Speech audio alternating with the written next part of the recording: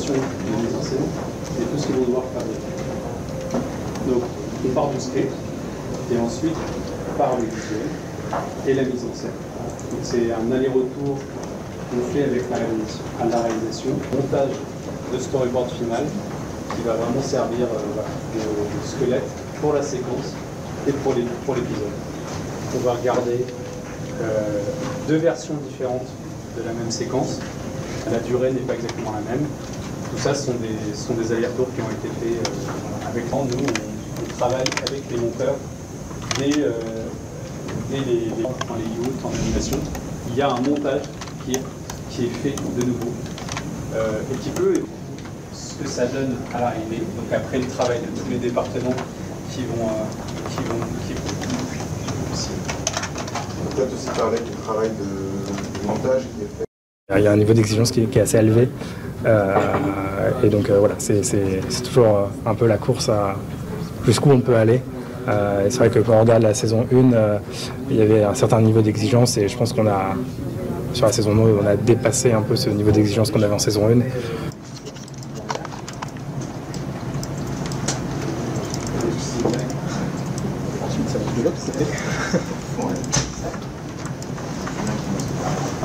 Par ici? Ouais, c'est comme ça, on arrive directement.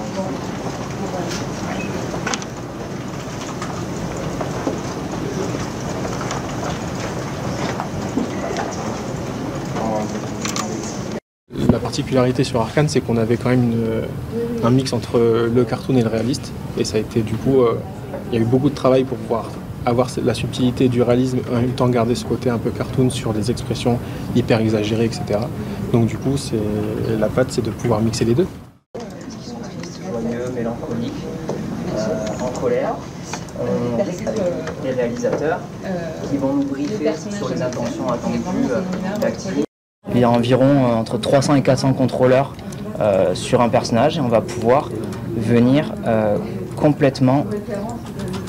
Hop là, regardez, là, je vais faire un point par exemple, on va venir jouer sur chaque détail.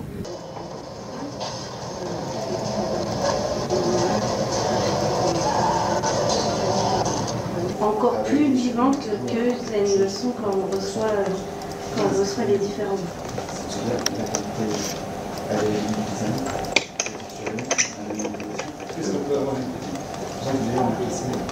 C'est pardon?